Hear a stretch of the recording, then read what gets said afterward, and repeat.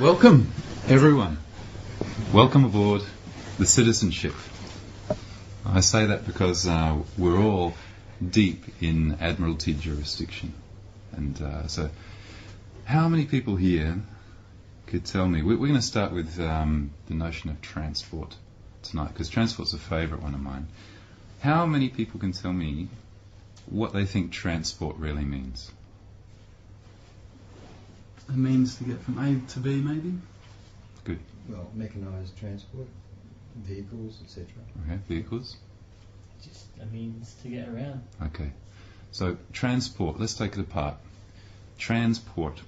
Everything in this world is based on this Admiralty jurisdiction. It's all to do with the high seas, vessels, ports, and all of those laws are all basically laws and jurisdictions that come from England originally and are copyrighted, I believe, to the Bar Association or something like that in England. So once you move over the seas, it falls into Admiralty jurisdiction. So when you go into some of the courts and you see flags that have, like this trim on them, this gold trim, you're actually in an Admiralty court. So it becomes something like the high seas here. Now, transport is the transfer between two ports. So what are we transferring here? What are we transporting? Well, Usually, goods and people. yeah, we're actually transporting people. The people themselves are the goods. They're the cargo. So the vehicle or the vessel actually becomes, the road actually becomes like the shipping lane. And so you actually transfer something from one port to another port, and it's regulated by the transport, Department of Transport. Right? So where does this all leave us? Well, we have these things called vehicles that we're told are vehicles, are private automobiles.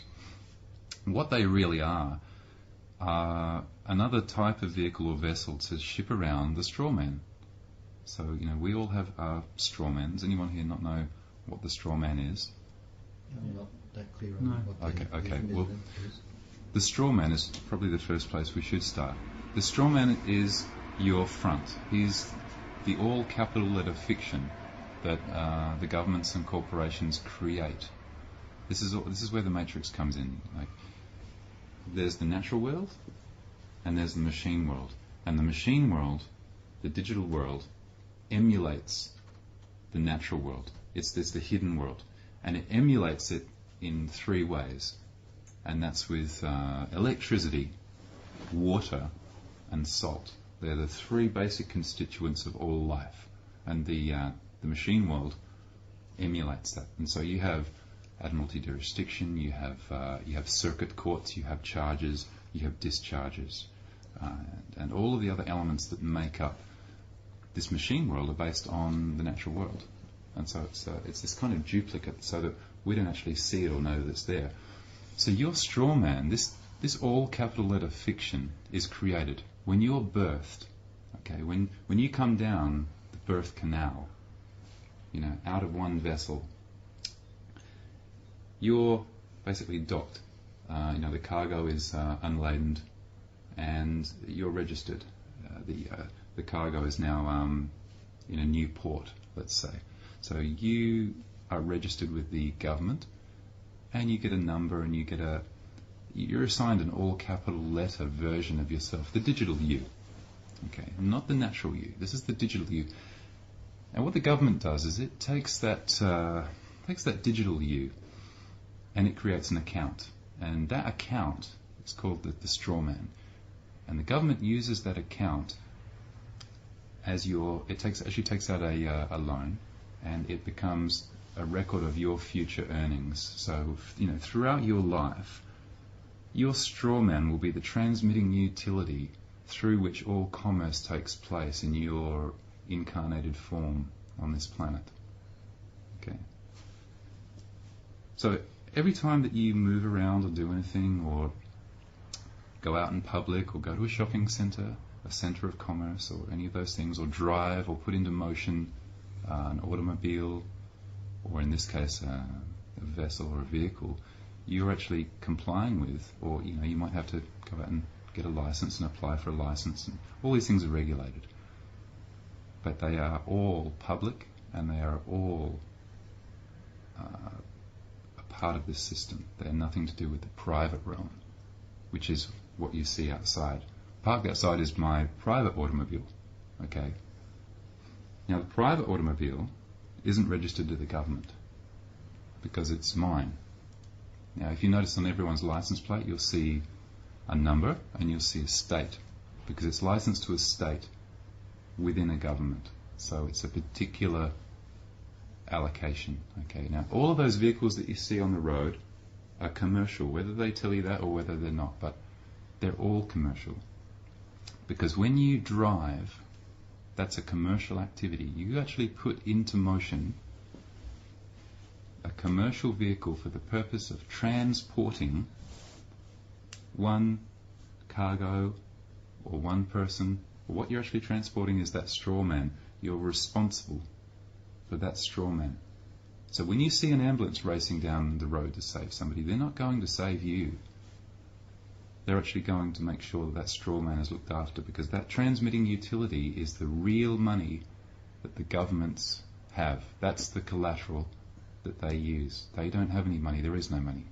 If you think there's any money, we're going to look at that right now, and we're going to show you that there actually is no money, and you're going to see that our labour is the thing that actually the government holds as its collateral. And so we become, if you travel overseas, for example, I'm going to go, would you be able to get my port pass? It's on the desk. Let's get the port pass. Now, how many of you have a port pass? Passport. Yeah. Okay. The passport. The port pass disguised as a passport. Mm-hmm. Okay. The port pass is your documentation which allows your straw person to go to another country as a foreign exchange. Okay.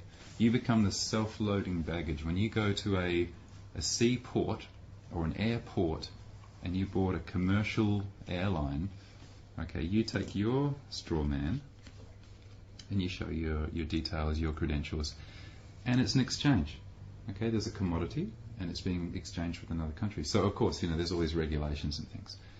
Now, what I've done, just pass this around and have a look. And tell me if you notice anything at all different about my port pass.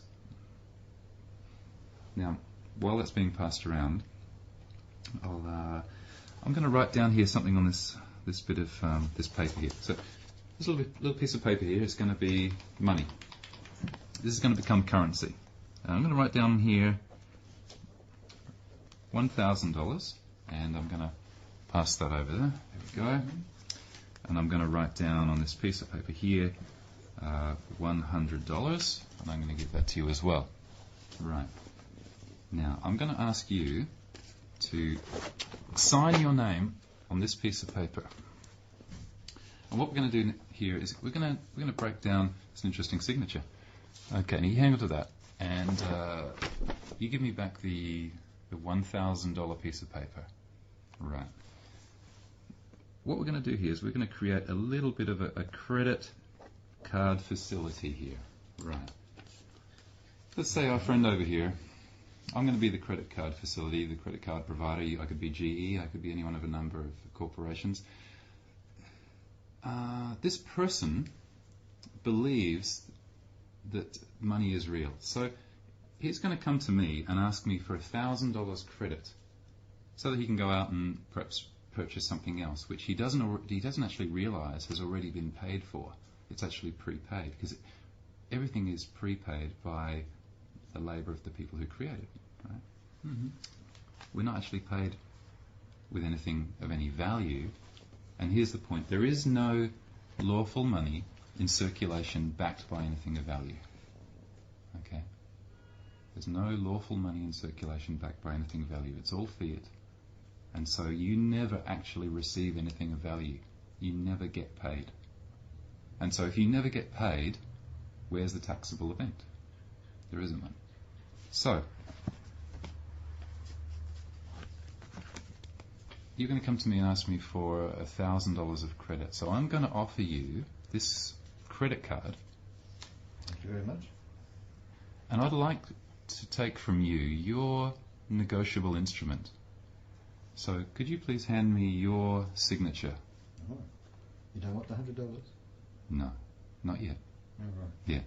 I'm going to take the only thing of value that any of us actually have, which is his signature. So I've got this piece of paper now with his value, his signature, which is the thing that creates all value. And I am going to take it and I'm going to on-sell that original document to another company. Right. So it's gone. The original debt instrument has gone. And they're going to give me back whatever. They might give me $800. Okay, but they just bought his so-called debt. Now, what did you get? You got 1,000 credits. Ones and zeros on some computer somewhere. Okay. It didn't come out of my pocket. I just punched in some numbers on the computer. Okay. I didn't actually go and get any gold and give you something like that of any value. I just punched in some numbers on the computer. So the debt's settled. I don't have any bank balance problem or anything like that. Okay, so my debt's gone. I don't actually hold the original debt instrument anymore, so I don't really have any right to ask you to repay me that 1,000 credits. But I'm going to. Okay, so could you give me back the 1,000 credits, please? Wouldn't I get my signature back? No, not at all. Do you ever get your signature back when you sign a contract or something? Well, in some sense of being unobligated to pay any more interest or anything to do with that debt, yes. Once the interest has been paid, But without being ornery, you can have your... Sure. So I'll take back the 1,000 credits that I gave him. Now, I'd also like a little bit extra for my time. So can I have the $100 that I've just written out there for you as well? Do you mind if I have that? Do you really have to have it all? Sure, yeah. I really need it all. What if I tore it in half and only gave you 50 back? I like money. I like money, so I'll take it. So I really shouldn't be cantankerous. I should just give it back to you. Yeah, because that's what It's we the do. right thing to do. It's the right thing to do. You should, because otherwise I'll have to send you like a. Credit, you'll never be able to. You'll get like a bad credit rating if you don't give me that. Problems. So I'm going to hang on to that. Okay, now they've got your signature, and I've got this $1,000 back. What have you got? Probably about 500 Pepsis. Okay, and where are they now? Mostly gone, I guess. Yeah. So They're sort of being distributed amongst friends and Did, children and stuff. do you have anything now of any intrinsic value that represents the original amount? Not in concrete value, but I've probably got a lot of goodwill from giving away lots of Pepsis to people. Sure. Okay. So as you can see, what's actually happened here is that not only have I not had the right to ask for that money back, I've taken some more what you would call real money. I actually took $100 of his real money. Okay. And so what you see here is the fiat money system going on. Okay. So we don't actually receive anything of value. So when you get taxed, there's no taxable event because you haven't received anything of value. Even if you went out and bought a motor car, let's say you got paid, you got your paycheck, and you went out and bought a motor car. You say, well, I got a loan and I went out and bought a motor car. Now what happens? You go and try and sell that motor car now. How much are you going to get for it? Probably less than half of Way less, yeah. Yeah, I mean, the minute you drive out that car yard, if you drove it back in and tried to sell it to them, there'd be at least $2,000 off the price, at least. No, Okay. more. It'd be more because there's no intrinsic value, and also that vehicle is already prepaid for. Doesn't have any value. Okay, so what you see there is the basic thing of what happens every day. We hand around all these pieces of money, and it only takes the International Monetary Fund to say, okay, the value of that is nothing, and it's not backed by anything. So it's not backed by gold. So Well, it's way more evident when you get a home loan. You just go on the internet banking and it just appears there from nowhere. Where did that money come from? where does it It's come exactly from? the same. Yeah. Doesn't all the money the banks have to be backed by gold in the Federal Reserve? No, not at all. It's fractional banking, so they can lend up to was it 90% more? So for every dollar they can lend out 9. They So- only have to keep 10%. Yeah, they only have to keep In 10%. reserve. That's the fractional banking. Yeah. So no, there's not enough gold in the world to support all of the debt that's in the world. So everyone is bankrupt. All of the governments are bankrupt, and it's all just a big game at the moment to see how bankrupt they can become before the house of cards falls down. Yeah, it's a very scary thing. And I actually think that 2008 will see the end of the US dollar, because they are so far in debt, so many trillions of dollars in debt, that they can never, ever, ever recover. So what they do is they take us, or moreover, they actually take our straw man, and they own us. So they own us. And that's why they can do what the hell they want. That's why we are not allowed to complain. People always talk about rights. I've got the right to do this, I've got the right to do that. What are my constitution rights? That's bullshit. None of that exists. None of these rights actually exist, because we've given them up, and we gave them up when we agreed to be the straw man. So how did we agree to be the straw man? Now you'll notice on mine. Did anyone pick up Yeah, the? all rights reserved. Okay. I'm the agent All right. for the all capital letter fiction known as the straw man. You'll notice this all capital letter version, not of my name, because if this was an all capitalization of my name, it'd still be my name. What this is it's an all capital letter legal fiction trademark that I own that happens to look like my name. Very important. And I am the agent for it. Now, it could say Pepsi Cola, it could say McDonald's, and I would be the agent for it. And I actually do own a trademark which looks like my name. And so it can be very confusing for some people. Now, I'm going to show you one other thing here. Here is my bank card. Now, pass that around and have a look and see what the name is on that. And don't read it out, because I'm Agent J tonight. But you'll notice the letters TM after it. Okay. Now, most of us, when we get a credit card or a bill or anything like that, we're asked to sign our name to it. So we do. Okay, so we sign our name on the back, and you'll notice on the back of that one, it actually says authorized agent or agent on the back of it. Okay, because I'm signing as the agent for the fiction. I'm not the fiction. Okay, I'm not Pepsi Cola.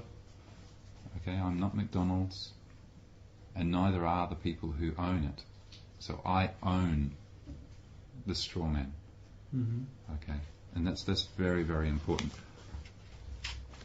And that's the thing that we all need to do, is we all need to become the agent for the straw man rather than the straw man itself, because then we take away the liability. We actually put a fictional entity between us as natural flesh and blood beings and the machine, because the machine only recognizes all capital letter legal fiction trademark corporations or corporate souls. We're all corporate souls. Now, does anyone here have a credit card or any other thing on them, any other identifying piece of corporate stuff? If you have, just lay them out on the floor there, and we're just going to have a look. I'm not going to read them. We're not going to mention anyone's names here. I just want you all to see exactly who you are. Whatever you've got, lay them all out there. Let's have a look at them. Joey, you've been collecting, accumulating. Oh my. Okay, so let's have a look here. We've got an all-cap fiction. An MP3. Okay. Now, what you've done here, every time that you've signed your name on one of these cards, you have done what's known in the legal world as enjoining. And you'll probably hear that in the courts a lot, enjoining. And by signing your name, You've agreed to be the all capital letter legal fiction. So you become responsible for it. You are now licensed. That's your license. So you have the capacity to drive a commercial vehicle and to transport other entities, because that's what you are. You're an entity. You all are entities, believe it or not. Okay. This is corporations law. If you get out the Corporations Act and have a good read of it, that's where all law comes from. It's all in there. Okay. All that stuff applies only to corporations. Now, I decided to challenge the taxation department. So I put together a very, very well-researched 20 questions and went along to the head of the taxation department. And he could only answer 3 of them. Okay. And basically, he hadn't read the Corporations Act, thought that it was irrelevant. And so I said to him, well, if I was to actually come along and sign up and become a business, what would be my, what would I become? And he said, well, you would become a sole trader. And that is a really interesting term, sole trader. And what that generally means, and he didn't know this, but in the Corporations Act, a sole trader is a member organisation of a securities exchange. That's the definition. Okay, stock exchange. A member organisation of a securities exchange. So when you become a sole trader, you actually sign up and you get an ABN number and you get a tax file number, and your all capital letter fiction will be registered.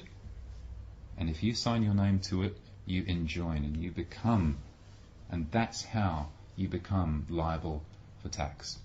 That's how they get you. Because corporations are liable to tax. Okay, you can't tax a natural flesh and blood being, because there's a hierarchy.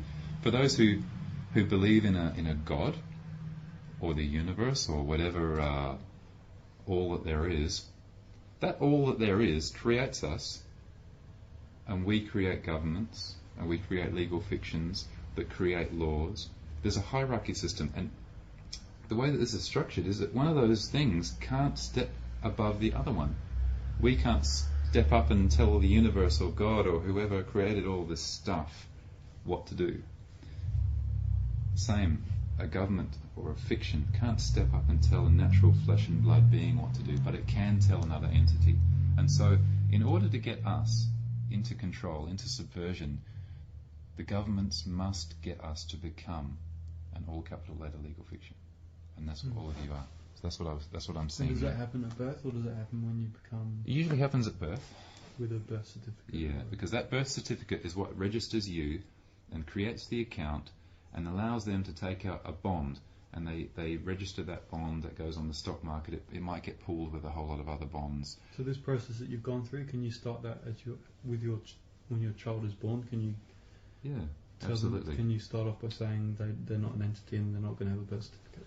Well, one of the things we're going to look at tonight is argument, because argument is part of this system called honour and dishonour, and this whole kind of like weird legal system that operates under 4 basic premises. And the first one is called silence. Okay, and silence is dishonourable. Okay, that's dishonour. You have the right to remain silent. They're telling you that you have the right to remain silent. Now, perhaps as an entity you do, right? But there's an assumption there. Now, if you stay silent, silent is a dishonour. When you dishonour the court, what happens? They throw you in jail, or bad stuff happens, right? Number 2 is argument. Okay, argument is also dishonour. You can't argue with the policeman. You can't argue with the judge, right? Because it's dishonourable. That's where it splits. Number 3 is acceptance. I accept what I did. I take full responsibility for my actions. That's honourable, okay? But it can get you into trouble. Sure, because then you become liable for everything that you do. And in the legal world, you don't want to be liable for all of this fictitious stuff. So we have number 4, which is the It's the acceptance. It's the conditional acceptance. There it is. Conditional. Okay. So we have conditional acceptance. I accept what you're saying for value and consideration upon proof of claim. Bang. So let's say you're the judge. Okay. We go into this fictitious Alice in Wonderland court, and there's a charge. So here we are. We're in a circuit court, and there's a charge. Okay, because at the moment the court is dead. So get this right. The court is dead. It cannot move, and a court has to move in order to do anything, right? And so when you go into the court doesn't actually have any jurisdiction over you, and not many people realise that. Okay, they've been given a summons or a present. Okay, they've been given a presentment to come along and appear. But what happened? You know, you went out to the mailbox, and there was a letter, and on the letter it looked like your name, but was it really your name? It was actually addressed to the all capital letter legal fiction, wasn't it? And so you opened that letter, and in opening the letter you accepted that you are the all capital letter legal fiction. You enjoined again, because it's illegal to open another person's mail, right? So you opened it up, and here's a summons, and you know it might have this all capital letter legal fiction that kind of looks like your name written on it, and you go, oh shit, looks like I've done something wrong and I'm going to have to go to court on this day. So you turn up at the court, and okay, you can be the judge today. What would be the first thing the judge would say to me if I was sitting in the courtroom? Could be a myriad of things, I'm not sure, because it would depend on the circumstances. What would be the very first thing I've that... been to a court. And ask for your name. Yeah. State your name. Yeah. Oh, yeah, right. Actually, probably the first thing they would That's what do... I've seen on TV. Yeah, the first thing they would probably do is to ask you to stand up. All rise. Okay. Please stand. Mm-hmm. And if you conform with that, you give up your rights instantly.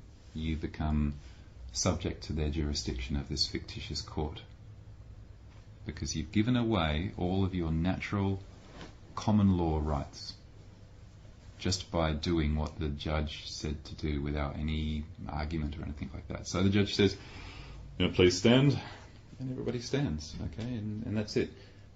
He'll then ask you for your name, because that's the important thing, because what he's actually reading is the presentment. And so he's looking at the all capital letter legal fiction, and he's saying, Mr. Anderson, you know, please state your name, you know, and you say, Mr. Anderson. And that's it. He's got you, because you've then become the legal fiction again that's on his presentment. At that point, he can do whatever the hell he wants to you. So by not standing and not saying anything, if one actually showed up at a court, What would happen? what are the implications of that? If you didn't stand up, you would actually... And refuse to say anything. Sure, that'd be number two. That'd be number two here. That would be argument. Or it could be silence. If you sat there and did nothing, that'd be dishonour. Okay, you'd be And the implications of being dishonoured or in a dishonouring situation could be quite... very bad. Assumed guilty. Yeah, this is not a position you want to be in, okay? You don't want to be dishonouring, you don't want to be silence, because silence is tacit agreement. Okay, silence is agreement in law. It's an assumption, yes, but silence is agreement. So is there any other... I'm just trying to see what other... Well, I've never been in this situation, so I don't know. Sure. I've Well, only seen it on TV, but if that's what somebody we're... did not stand up, Yeah. and when they were asked a question to identify themselves, if they spoke, not remain silent, spoke, but challenged the court system there and then, and could come up with enough arguments to sort of be meaningful, to challenge what the judge was saying, and because of an understanding of what you're actually trying to relay to us at the moment, looking at the bigger picture in that, and defending themselves, well, no doubt any sort of resistance from people would also be taken into account by laws or whatever. Sure.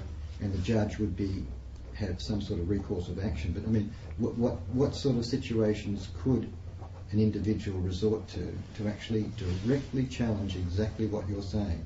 All right. Well, I'll go into not that falling exactly. into the trap of actually being part of the system. No, because it is a Yeah. trap. Those two things, silence and argument, okay, are the two tools that he will use to try and get your I think jurisdiction. what I'm trying to say is, can you put where you've got to now in the discussion and everything is great. It's all in theory though. Mhm. Could you give us practical examples of how this is actually Sure. expressed? Ask me my name.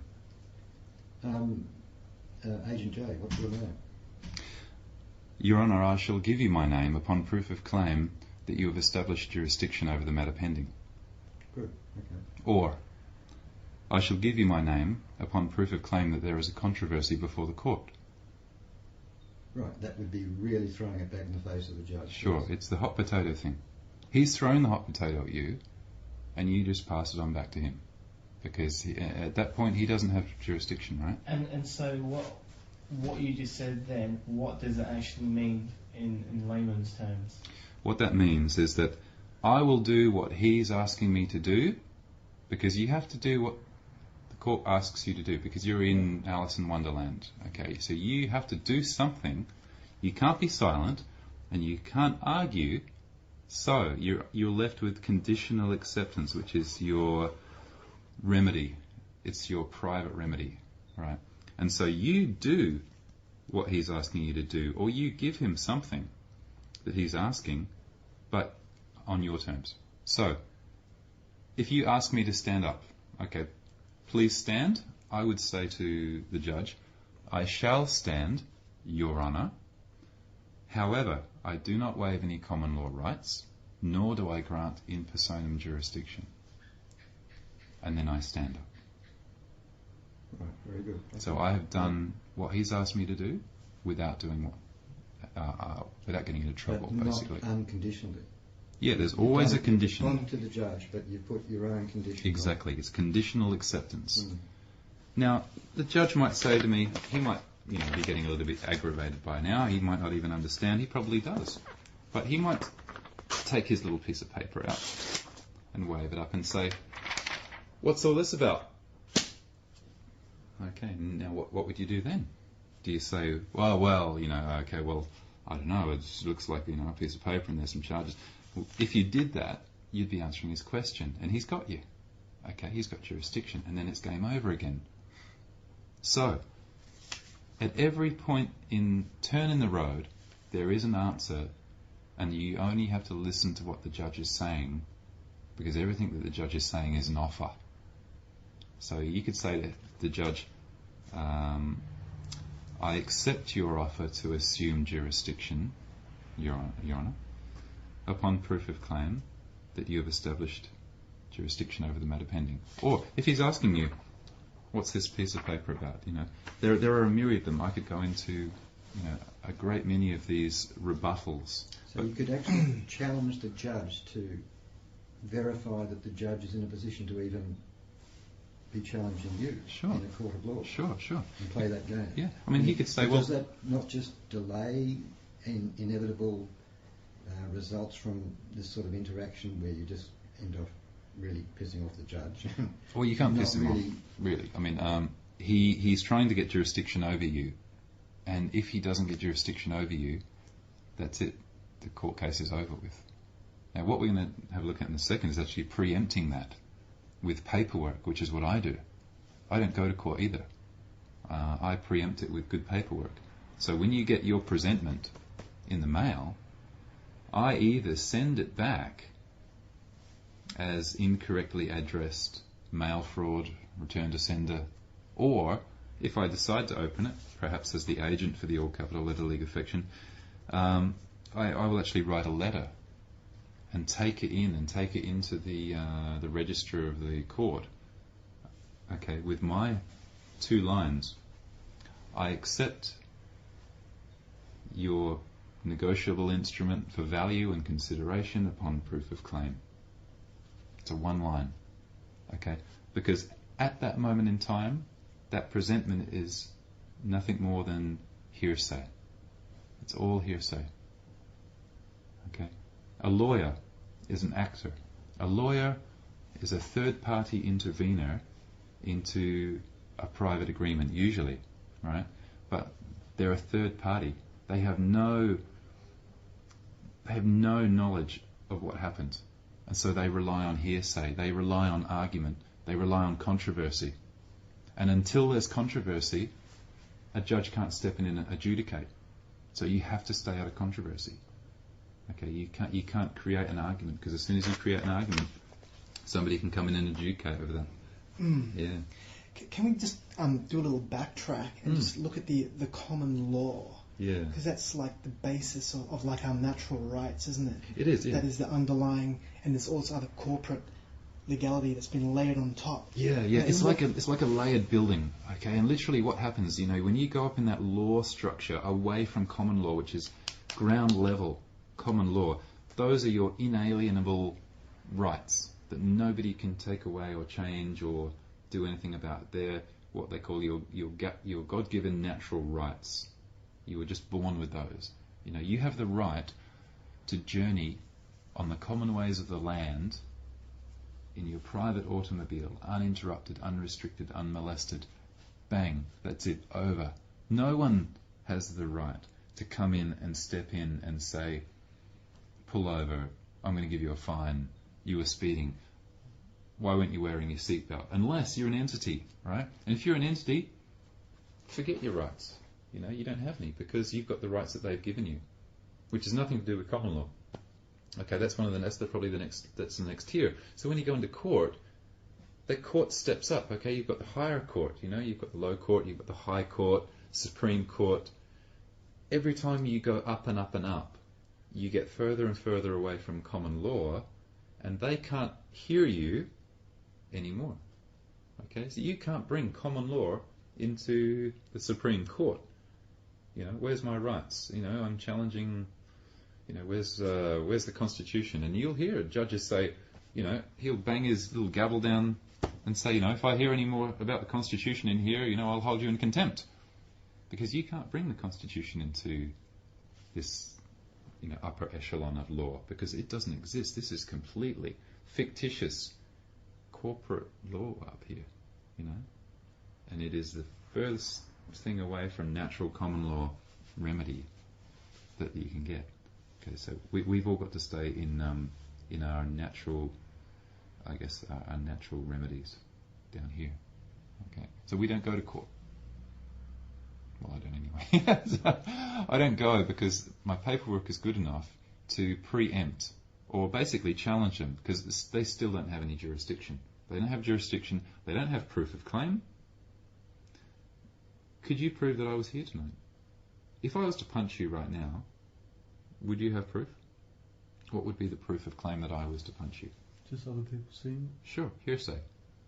Now, hearsay isn't admissible in court, but once you actually become, once you actually get into an argument or a controversy and you are subject to, the judge and his jurisdiction, it doesn't matter anymore. He will decide whether I punched you or not. If I didn't punch you and I went to jail, it would be a misjustice, right? So an injustice. So just say, for instance, there was a policeman at the door, he punched me. Yeah. He just grabbed you, chucked in the back of the paddy wagon, took you straight to the... Yeah. So you would put these things into practice in law the next day or something when you're in court. Sure. Well, he'd probably take me in and lock me up. The policeman was a witness and he saw everything, you could still do what you're saying in court. Yeah, well, for a witness to even be heard, there'd have to be a court case, and there wouldn't be a court case if there was no jurisdiction. Okay, so, again, when you went in, even if you went into the court, if the judge couldn't get jurisdiction over you, that would get thrown out. Yeah, because it's all hearsay. And you've put this into practice? Yeah. On what? A number of more than one occasion, and in more than one situation. Yeah. So I actually had to. They tried to get me to go to court for a long time for what they called traffic violations, and every time I challenged the police and challenged the courts, and every time I won, because there was no proof of claim. They were saying that I was speeding, and I remember when the pirate came up to me, when the pirate first tried to board my vessel, and said, you were speeding, and I asked him, I said, was I? Now, what would you say? Most of us go, "Oh, I'm sorry." Bang.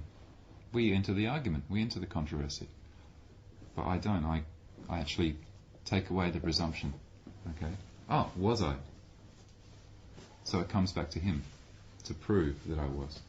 Well, look at my black box, and he shows me this thing, and I say to him, well, that's a nice box you've got there, because he's trying to get me to agree. He's trying to get me to enter that controversy, and so in the end, he starts to write out stuff. Well, give me your name, and I said to him, well, I'll give you my name upon proof of claim that there's controversy here. And he said, well, do you know that I can just take you and lock you up? And I said to him, yeah, well, that's called force, okay? Or a threat, okay? And that's what pirates do. And all of you have kind of like grown up in the era of electronica, so I mean, a lot of you would know Laurie Anderson. In the 80s, she had a song called "Oh Superman," and there's a great line in that which says, "When justice is gone, there's always force," and that's true, because if I feared anything, which I try not to fear anything because fear is obviously an attractor for bad stuff. So if I feared anything, it would be force, because I fear ignorance. Because every time that I've sort of been in a situation where I've had to be approached by these law pirates, they don't understand what I do, because they're not taught that, and they're not taught it for a reason. Or if they are taught, they've forgotten it, or they're not allowed to know about it. But essentially, they have their set of rules, because they're policing the person, the fiction, the corporation. Okay, they're doing their job, which is part of the matrix, and they're coming and trying to intrude upon my private journeying in peace, or my private affairs, which they have no jurisdiction or no place to be in. Okay, so that's the only thing that would scare me is force, because in all other senses it's illegal to do that, for them to do that. They have no right in my private automobile to pull me over, to stop me, to fine me, to do anything. I mean, if they said to me, you weren't wearing a seatbelt, I would say, well, you show me the injured party. There's a myriad of laws and things that we kind of... So you have to have done something wrong for them to be able to pull you over? In their law, yeah. So all laws refer to corporations. Right. Yeah. So if you were drunk and you'd run someone down? Well, if I'd run somebody down, I'd most likely run down an entity. And so I would be liable for the entity, unless I was the agent for my all caps. Because you see, you can only bring a court case or a claim against an entity. It will never, ever, ever come against a natural flesh and blood person. All claims, all insurance, for example, all of those things. If it even came down to it, if we were in a courtroom and I had given up my rights and the judge said, okay, I'm going to order you to pay $1 million damage to this person for running them down or whatever the hell happened, and I could say to the judge, well, I shall pay, Your Honour, upon proof of claim that there is any lawful money in circulation backed by anything of value. Because there is no money to pay with. Right? So we all come back to this fictitious land again. It's an interesting kind of system. So that's the basis of the straw man and who all of you are. I used to be too. What I had to do is I had to go through all of my cards, all of my accounts, my credit cards, threw those away, cancelled everything, threw away my license, realised I didn't need a driver's license because I don't drive anymore. I don't put into motion a commercial vehicle anymore. I simply journey. So I registered and had my own private plates for my automobile. And anything that I had to actually do business with or use my transmitting utility, my straw man, say if I wanted to get an account with electricity or a telephone or something like that, right? You need a transmitting utility. And the same with the bank. You have a bank account. They're not going to give you a bank account in your natural flesh and blood name. Okay? So you need your transmitting utility. But you still have to be the agent for it. But I made sure that every time I did, I took away the Mr.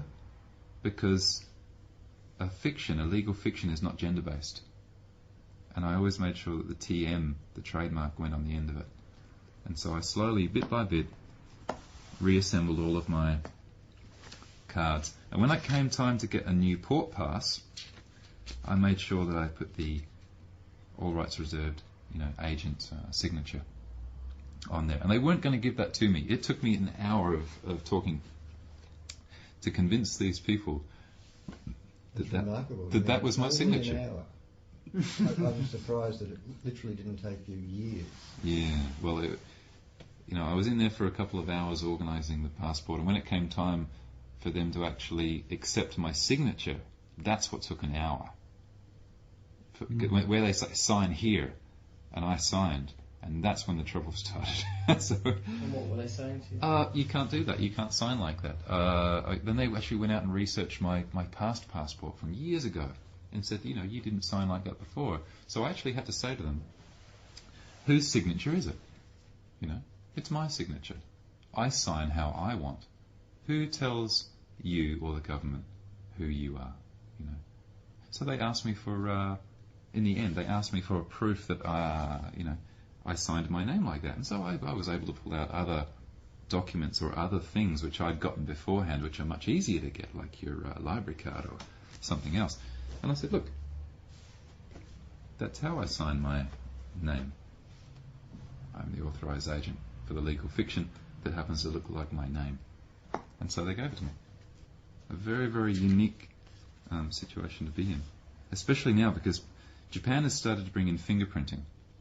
And they're bringing in fingerprinting and America to completely enjoin you with the straw man.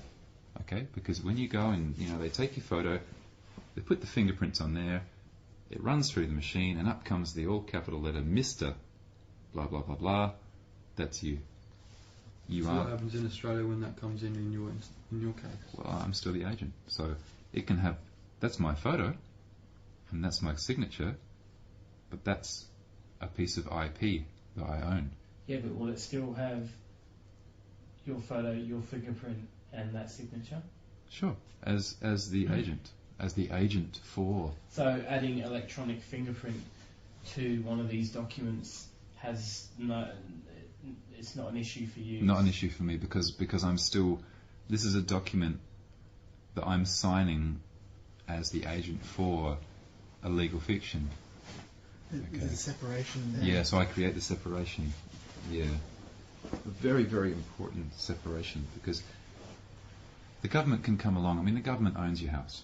The government, whether you like it or not, they actually own a security interest in your home. If you've bought your home, perhaps they gave you a $7,000 grant, or they have like a first home buyer's grant. Or when your child is born, I know when ours was born, they gave us $3,000 because they wanted to buy a security interest in our child, in our child's straw man. So I've done that for our child.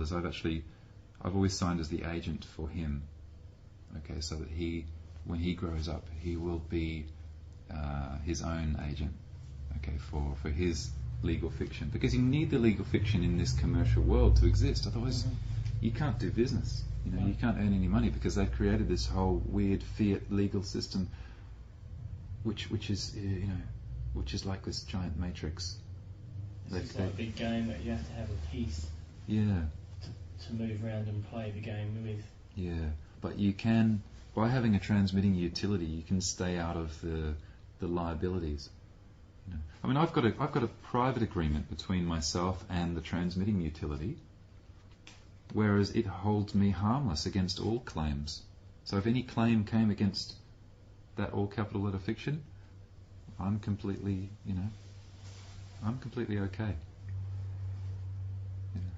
That's the kind of position that I think everyone needs to get themselves into, because at the moment you're all and how easy vulnerable. Is it to get yourself into that position? It takes time. Probably, I'd say it would take at least 3 months if you started it today. To go through and change all of your details on your bank accounts, your electricity bill, your phone bill. And what about tax and stuff like that? Tax is an interesting one. Tax, you can challenge tax and taxation. However, you'd be silly to do so. You know, there's a lot of people who challenge tax and never get anywhere. A lot of people who go to jail for not paying tax, right? Everyone, one All those group sorts of of people things. that you really don't want to fight with. Yeah, you don't want to kind of fight. You don't want to fight, and that's the whole point. There is no fighting. Bruce Lee said it once. He said when his master came up to him and said, "What's the first thing that you do when you come across an opponent?" And Bruce Lee said that there is no opponent. You know, that was a very true statement.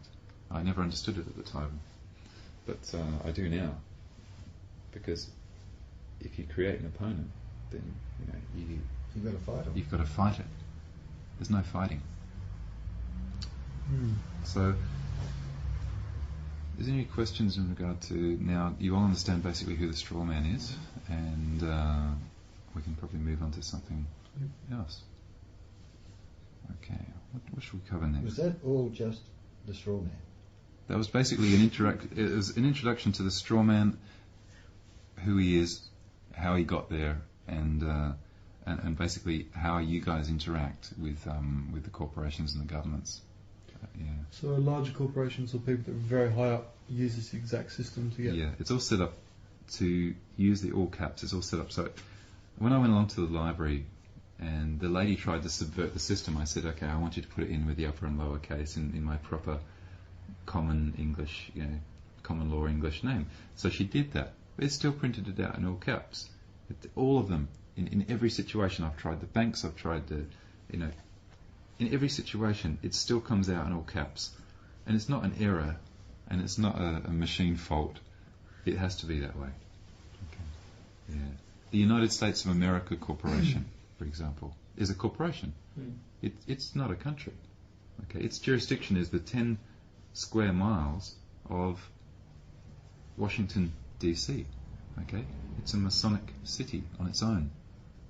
And that's its jurisdiction. It has no jurisdiction over the rest of the continental United States of America, but the United States of America Corporation in all caps, with its president, because every corporation needs a president, this one happened to be a Bush,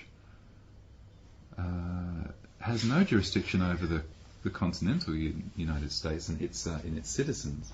But of course, we're all aboard that citizenship again. Yeah. So wow. Okay. What should we talk about? Very good, very good. Well, that's kind of a bit of an overview. So let's talk about some more personal stuff, like how this might affect. Does anyone have any questions about how this stuff would affect each of us? So have you come across anything in your life that's when you're in the situation just you can't do something, or it's just too difficult, or you pose problems? Tax probably is the one that I've run up against. Now, I initially went the hard way and tried to fight against tax. Okay, I did an enormous amount of research and challenged the taxation department. And to try not to pay tax? Or? No. To try to get the taxation department to prove that there was a liability between me and the taxation department. And they couldn't do it. They couldn't prove that there was a connection. And so not only did I write the 20 questions, that they only got 3 right, I then produced a document based on that, and I gave them the supporting evidence. And I faxed it all off and never heard from them. Would you happen to know or have a copy of those 20 questions? I do.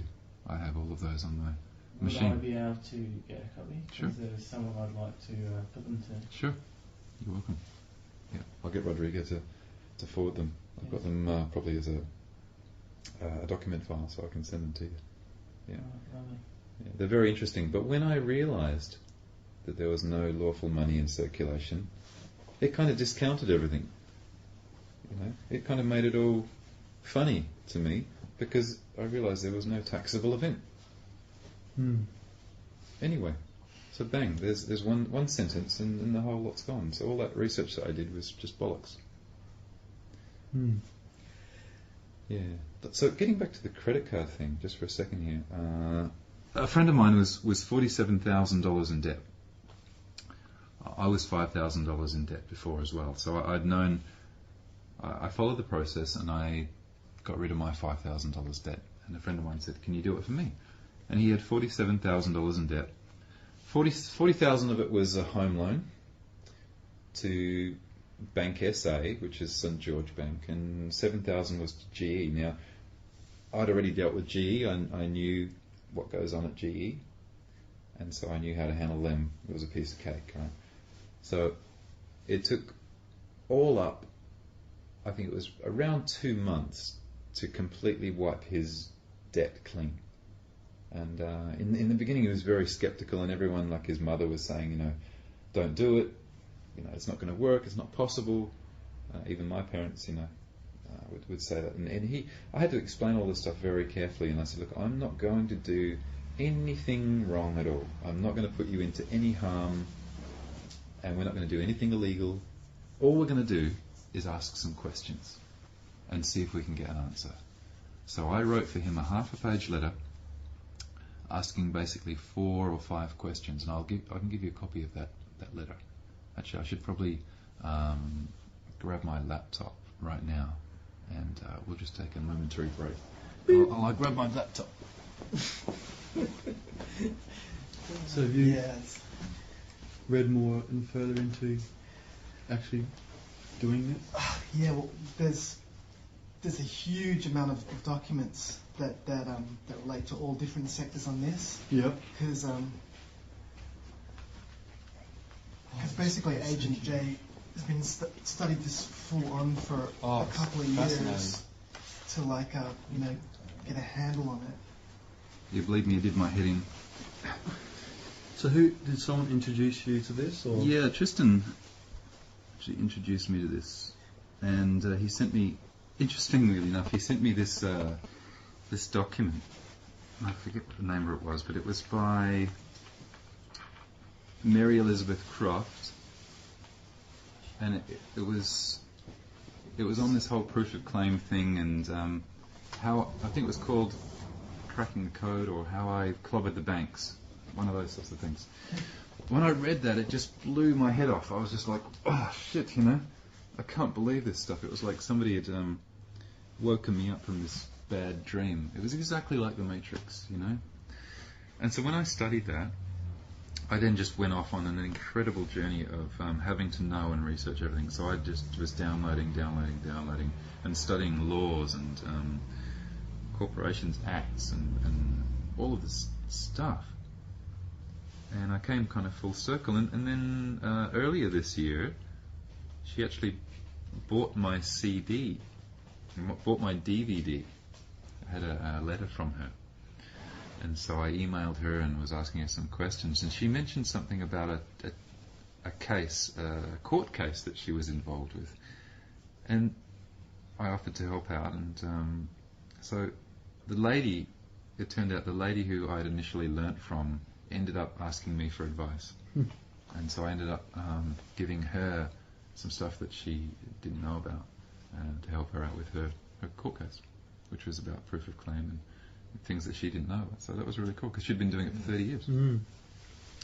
Now, because there was something on A Current Affair, I can't remember, it sounds very, very similar, but they basically had a house and paid council rates. oh yeah, I can tell you all about that one. Yeah, and did they create their own royal family or something with a king and a queen? Or, Yeah, that was just kind of a bit of a joke, because you can do that.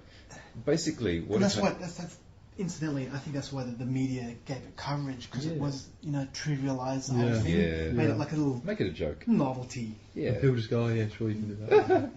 they have a bit of a laugh and a bit of a chuckle, oh, look at it. Okay, essentially what you can do, land is ours, okay? Nobody really owns it as per se, right? The government kind of holds it for us, okay, until we reclaim it, which sounds strange. So what you can do is you can actually do a quick claim on the land and go back and check all of the titles to the land, and you can actually get the original title and make sure that you own everything and there's no encumbrances, and then you declare yourself a state. Okay, so you declare yourself to be your own state. It might be the state, you can make up whatever name you want to, right? And that's what these guys have done. They declared themselves a state because the government was denying them access to their land. And if you notice, everybody has a median strip on their land, right? Mm. Even here, okay, certain people have been fined for parking their car with the arse end hanging over in their own driveway, mind you, but the arse end of it is on this supposed, invisible median strip that the council owns, okay? And you're blocking this kind of fictitious, invisible piece of land. And I'm sure that the governments make a median strip so that they control access to your land, right? And so anyway, that's what that was all about. Mm. So these guys, and just to kind of formalise it, they decided to become king and queen of their own state. And so everyone can do Wouldn't that. that exclude you from taxation also? You can make up your own rules. You can do whatever you like because you become what we all are, sovereign. We're all But sovereign, at the same time, if you did that, wouldn't they be able to say, well, we're not going to supply things like power Sure. and water? Sure, and so what he had done is he'd actually gone and made agreements, which you can do as well. You go and make an agreement with a utility supplier or with a phone company, and you have an agreement with them to supply something. Mm. Yeah, but I don't think they weren't paying council rates. Yep. Yeah. Exactly, yeah. It's all about agreements. Now we're going to pop back to these credit card ones. Let me just open this up here. It doesn't matter if we drop off on the What do recording. you think would happen if this got out in the public and everybody started doing it? Would they be able to change the law? You can't change laws, okay, because we don't own the laws. Would they use What I would force to change what I the would be laws? what I would be afraid of happening is of opening a Pandora's box and having subversive groups or perhaps even bikies the wrong or way. misusing the system, because the key point in all of this stuff is that we all have to take back our sovereignty. We have to take back our responsibility for our actions, and we basically do. I mean, when I journey on the roads, on the common ways of the land, I still abide by the general speed limit, even though I'm not subject to it. Mm. I still accept, and there's a certain level of responsibility that everyone else is doing this. I stop at the red lights. Mm. I do all those things because it's the naturally accepted kind of passage. So, like, the fact that people out there have bothered to say do experiments or tests into and research what is a safe way to Sure, conduct yourself. sure. And so you're taking that as Yeah, I accept. I agree, basically, to go along with that, even though I'm not subject to it. For example, if they said I was speeding, okay, it wouldn't apply to me. So I generally accept, the status quo, and by doing that, I take responsibility for my own actions. Like you were saying before, the problem in this being is that people who aren't generally we'll say law abiding, but people who go out and deliberately do the wrong thing by other people would be able to then use this to manipulate the system to get off. Sure, if they studied it and knew how to do it, your average person who treats other people well and isn't a bad person. So could you go to the extreme, go out and murder someone, get arrested and use these techniques to stay out of jail? Oh, I won't answer it. I won't answer those questions. However, Wait a minute. anyone But can. in theory, In theory, sorry, you can't just go through all of this. yeah. And But for those people who might be listening, duck out of answering a question like that. but I don't want to prompt anyone to do anything. You can see what I'm coming from. No, but you've got to be clear about where you're coming from. You can't sort of In outline a theory, theory like this and surely. then when you're challenged at a point that's really a bit too hard, sort of duck out of it and say no. Okay, It's- well, it's in not theory, covered. yeah, sure. Thank you. You could any one of us could take a gun and go and shoot someone, right? but it's not morally right to do so. Back in the instance where you're in court and the judge wasn't asking you those questions, you're responding in a way where that you're putting the question back on him. Mm-hmm. What happens in the end of that court session? Dismissed. He just says, court dismissed, thrown out the case. Yeah, because he's not able to gain jurisdiction over you. Yeah, so But you could just do a little slip up with one word and then he's got you. yeah, you'd have to really work to get back out of it again. You know, if once he's got you, it would be difficult, but you could do it. But the best way is to stay out of it, and the best way is not to go to court, obviously, with good paperwork. So I'm going to just try and open up here. I guess the if people had intent to follow that path and initiate all the processes, primarily for let's call it antisocial behaviour, I think they'd probably find it a lot easier to do what criminals, corporate criminals street criminals do all the time, and just do it anyway, and just use and just get a really good lawyer to get you off anyway. Yeah, whatever. So that's probably, for them easier. Just, pay some money to get the right actor to. Yeah. Okay. I've located the files now. I'm just going to open these up and read you something here. Now, this is getting back to the issue of credit card fraud and credit card debt. Now, there's no such thing as debt. I just want to make that very clear. There is no such thing as debt. This is a notice that I put together for a friend of mine who was in, as I said, $47,000 of debt, and he received back a notice to say that the balance was zero after I'd finished this. Now, this is a conditional acceptance and debt verification notice. So he didn't have to get rid of his entity or anything. No. He just had to use these letters. I basically acted as his agent. Yeah. And I think we did about 3 or 4 letters. Yeah. So, what I basically wrote for him was this. I refer to the default notice dated 11th of March 2006 and wish to advise that your negotiable instrument has been accepted for value upon proof of claim, which may be substantiated by forwarding the following verification of debt details within 3 days, 72 hours, of receipt of this notice to the address listed below. Number 1. Proof of the existence of an account or contract in the actual flesh and blood name of John Doe, duly signed and witnessed by both parties, not a unilateral agreement, and upon which signed page there is reference to the entire agreement. Note, John Doe is an artificial entity, a limited liability legal fiction trademark, which constitutes valuable intellectual property, and all rights, title, and interest are reserved. Number 2.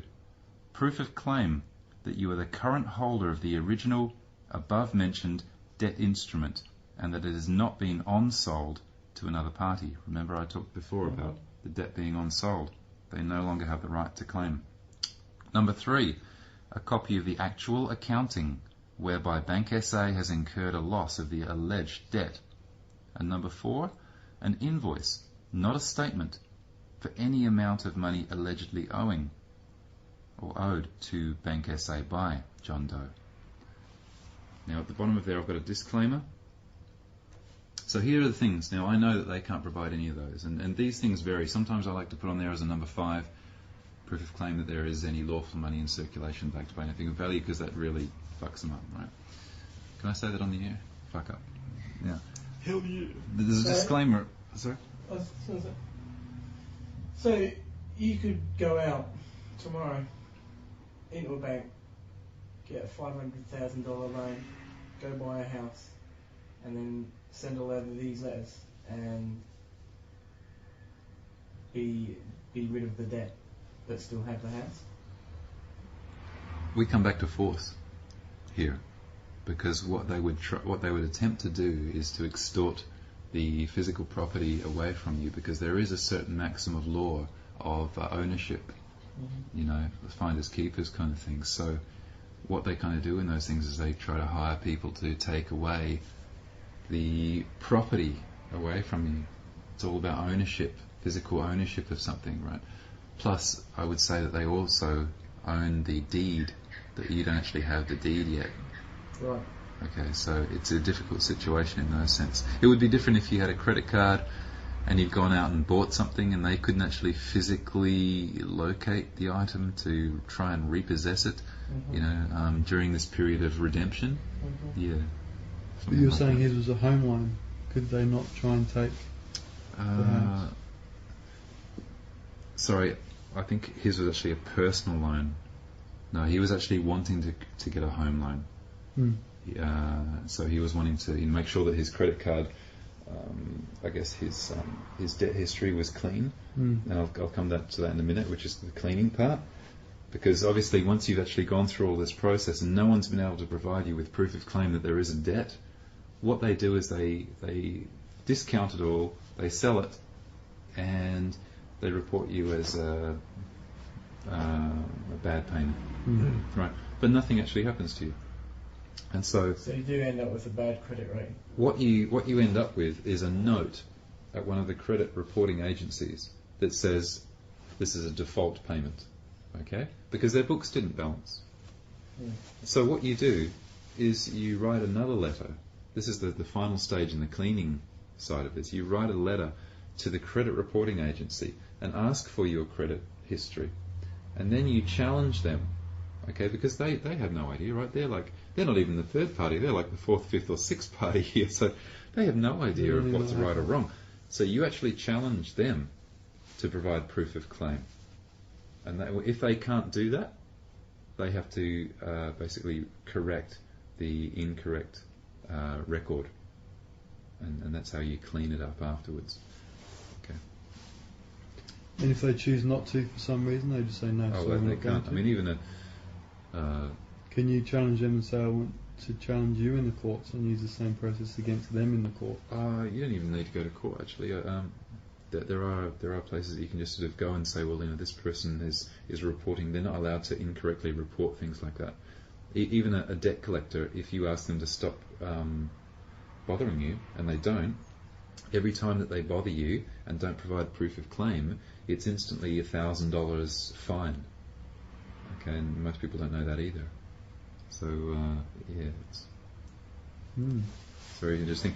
The disclaimer that I put on the bottom of this says, please note, incorrectly addressed mail shall be returned unopened and unread.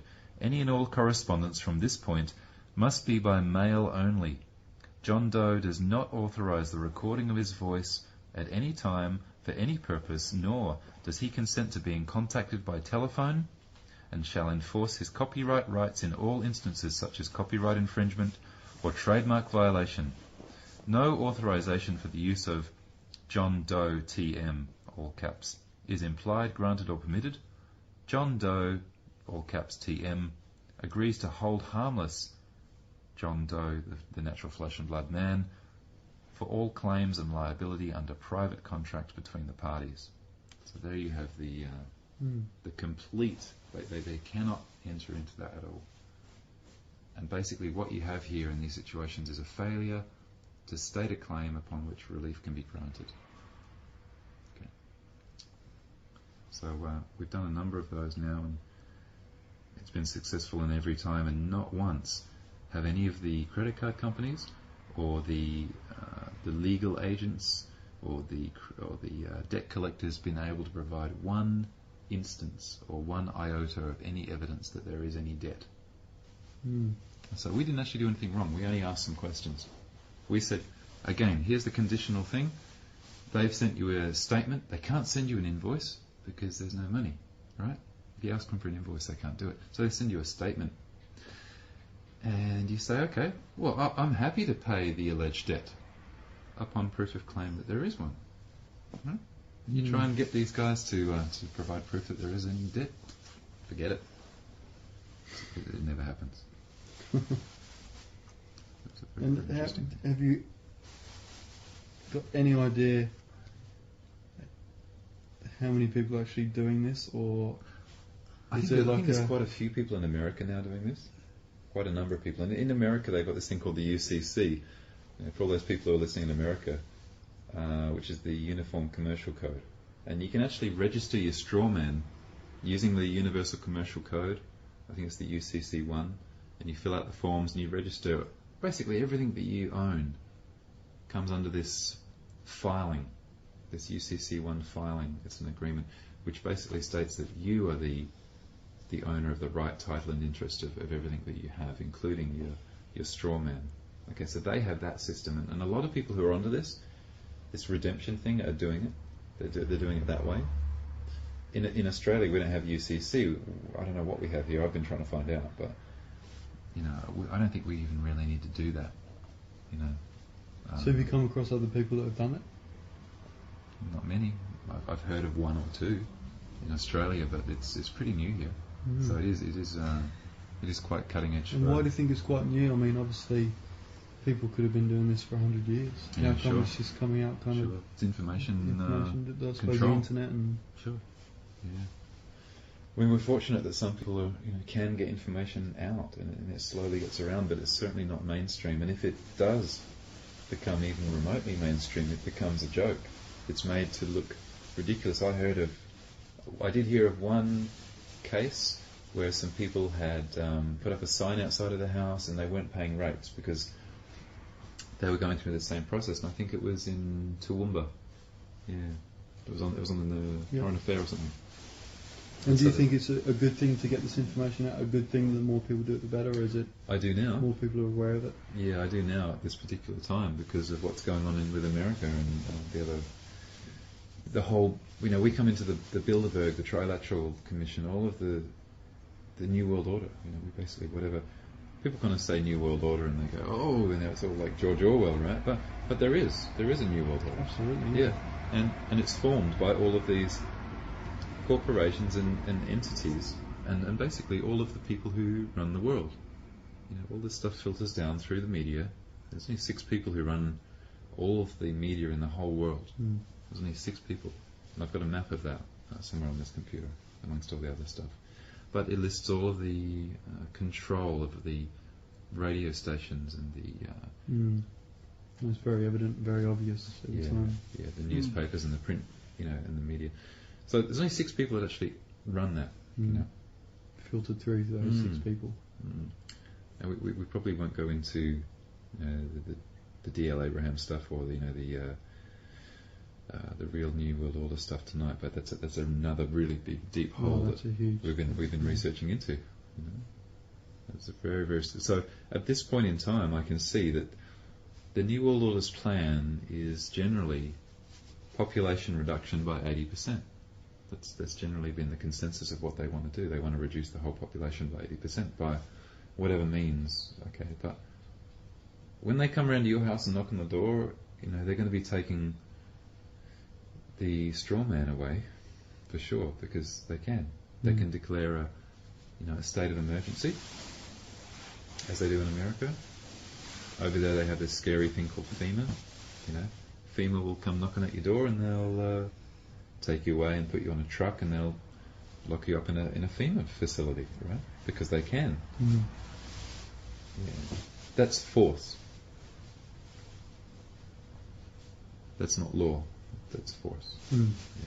You're talking about private corporations assuming control over natural flesh and blood beings who have been misled into becoming entities and corporate souls unwittingly. Without even realising it, What do you think was the sort of the major sort of first of all, these common laws? I mean, when we saw the movie V V for Vendetta is an interesting name. And the Old Bailey. Yeah. Are those laws actually held in a repository there? Is that the... No, the Old Bailey in England, I think it's in London, was the place in the old days, in old England, where common law courts were held. Okay, and the Old Bailey is the standing remnant of old law, of the law of the land. And so the Old Bailey has become a symbol in England of where law came from, which I think also came from Rome, right? Because England was kind of founded by Rome. So in V for Vendetta. Now, when I first saw V, I was like, yeah, this is great. Burn down the governments, right? But when I did my research, I actually found out that V was supporting Guy Fawkes. Now, in England, they have Guy Fawkes every year, and they burn Guy Fawkes. And why do they burn him? Because he was a Roman. He was actually like a Roman traitor. No, not a Roman traitor, but he was a traitor of England. Okay, he was a traitor of the protesters, the Protestants. Protestant means to protest. Okay, so when you've got the Protestants and the Catholics fighting each other, what you've got is the Roman Catholic Church trying to take over England. Okay, and you've got the Protestants who are protesting against it. Now, in V, he's supporting Guy Fawkes. Now, Guy Fawkes was a Roman Catholic infiltrator into... he was going to blow up Parliament to unseat the Protestants and to reinstall Roman Catholic law. Okay, so what V is actually about is actually a disguise of bringing in this corporate control under the disguise of being against governments. But in fact, in the beginning of the film, he blows up the Old Bailey. Okay, and if you look at the words on the side of it, I can't recall them exactly, but it says something like, upholding peace or common law on the side of the Old Bailey. He blows that up. On the top, it's got the lady with the scales of justice, and he blows that up because he blows up, as he says, he's blowing up the symbol of what it stands for, and what that stands for is common law and the reintroduction of this matrix, and of course, the V was written by the Wachowski brothers who wrote the Matrix. I mean, these guys, have this symbology right through all of their films. Yeah. So these common laws, they obviously must still be in there, like the oldest law books. Yeah. They're just written in ye olde English or whatever. Yeah. I'm sure there must be a way to get hold of the original tablets that they were written on. But yeah, the common law, the law of the land, would have been very different. Yeah. So it'd be interesting to compare that to what we have now. I mean, when people don't realise how America got to be where it is and what it was doing and what this is all really about. But when America, those 13 states that split off from England, right, and wanted to be their own country, okay, with their own, and manufacture their own money, that's what England was fighting them over, really, was that they wanted to create their own money, which wasn't backed by gold. And the people in England at the time said, if you allow a country to do that, they'll take over the world, right? Because they're just going to have... So they can just print their own money, right? It's all printed by the Federal Reserve. Well, they knew that England wasn't going to get any tax money from the Americas. Yeah, so it's all that's like what they were going to miss out on. That's what they were defending. Sure. From England's point of view. Yeah, and so you have the War of Independence. Okay, was it 1812, 17? When was the War of Independence? 1776. That's the date that's imprinted on the Statue of Liberty's tablet that she's holding. Okay. The Statue of Liberty, by the way, is actually the Masonic goddess Semiramis, and she's the goddess of war. So the Statue of Liberty has nothing to do with liberty. Okay. She's the goddess of war. So they went from producing money with paper to money on computers, which is even more. Yeah, well, even the money on paper wasn't backed by gold. So England was against that. France joined with America, obviously, against England. So you've got England fighting America, basically over this money creation thing. And it all goes back to Babylonian times, really. It goes back to the time of all the way back to the Jews and Babylon, and the Temple of Solomon. This stuff goes all the way back, because Semiramis was a Babylonian, Amazonian, believe it or not, an Amazon queen. Okay, the triple goddess, the Tri-Star. She's Columbia. She's, when you see Columbia pictures, she's on there holding her torch. Columbia TriStar. She's the triple goddess. She's the Masonic Babylonian queen at the time of Nebuchadnezzar. And what was the ship that they had in the Matrix? The Nebuchadnezzar. Okay, where were they going? They're going to Zion. Who did Saddam Hussein think he was a reincarnation of? You've got to trace all this stuff back to. Yeah, this is all rather mythical and iconic. It is. Yeah. But this artificial system that you're outlining and that we're dealing with, if it doesn't exist, whether it's the Matrix or not, humans and society have to interact on some level. What would you suggest to replace it with? What system of organisation and interaction between entities, be it real entities or virtual ones, that should supplant this system? If it's so bad that it needs to be replaced with something, what is the replacement? What would be a replacement? You know why I see all of this stuff happening is because the reason that entities are created, mostly, is to gain an advantage in business.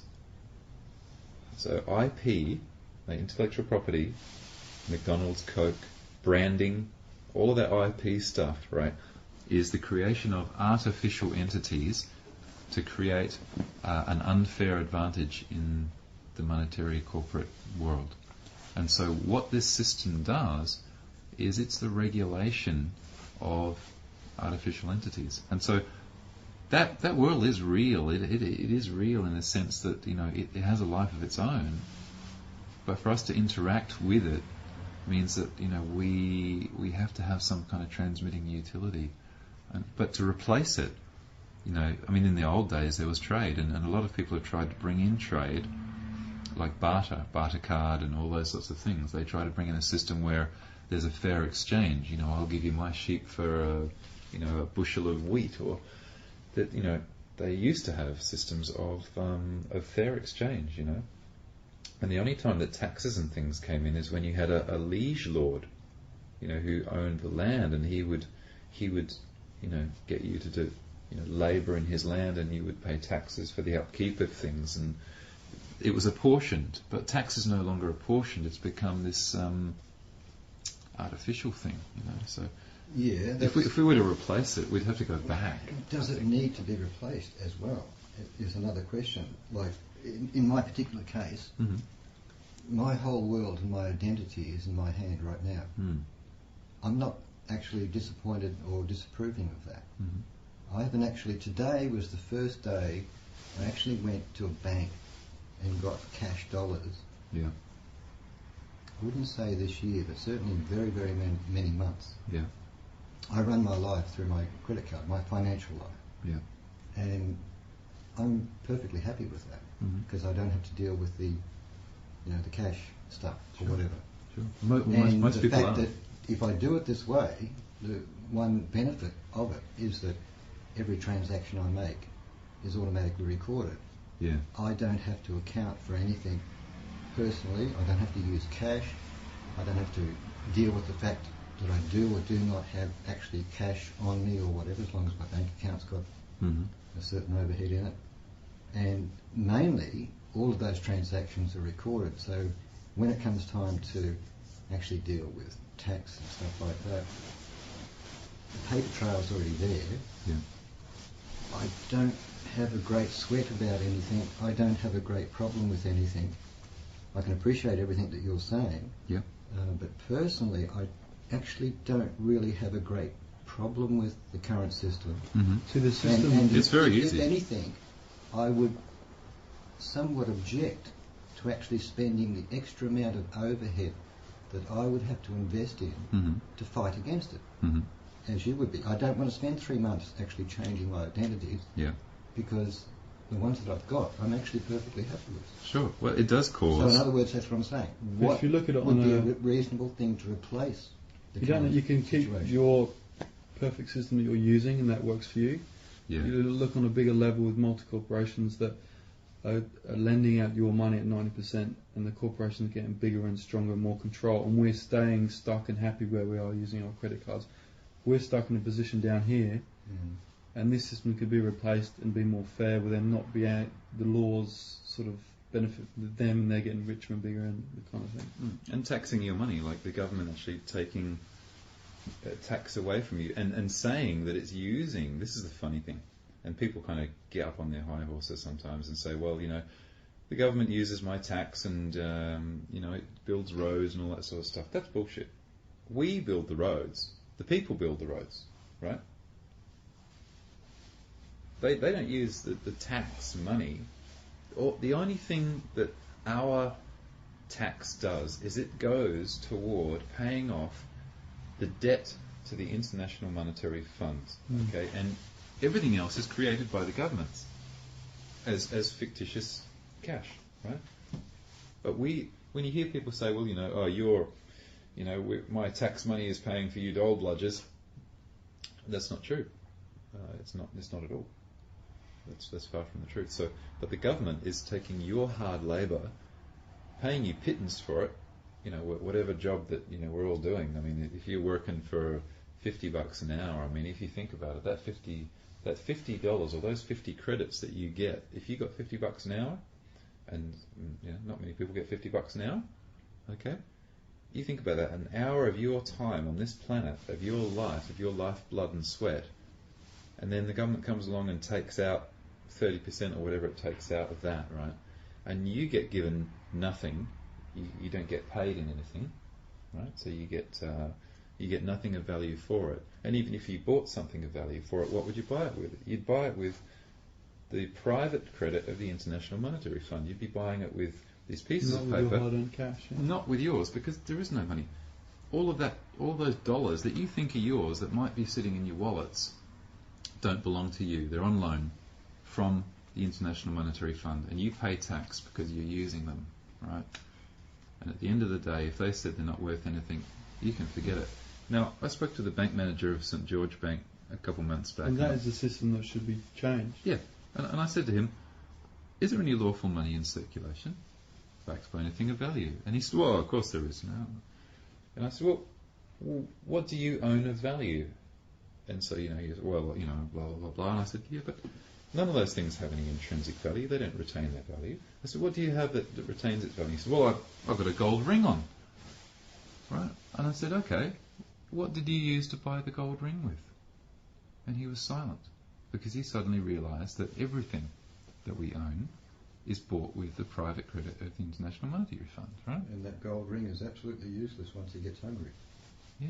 Can't Now, when you buy gold, if you go along to like a place that sells gold and silver, and you want to buy some gold or sell some gold, they're going to ask you for one of these, right?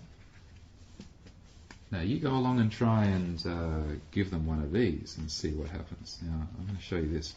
This is my sovereign identification. Pass that one around. That is the most valuable thing that I have. It's my sovereign identification. I created it myself. It's my photo. It's my real name. It's my real signature, and my real date of birth. Which, by the way, everyone's date of birth is hearsay, because, I mean, were you there at the time? You might have been, but, I mean, do you know? Can you actually, anyone here prove that they were born on the day that you were told you were born? Right? So it's hearsay. Now, when you go along and buy some gold, they're going to ask you for some ID. I dropped that one on the table and said, here you go. They wouldn't accept it. No, sorry. I said, why not? They said, we need a government ID. I said, why is that? And she said, well, we need proof of who you are. And I said, well, I'm giving you proof of who I am. This is who I am. I'm saying who I am, because I tell the government who I am, and then they issue these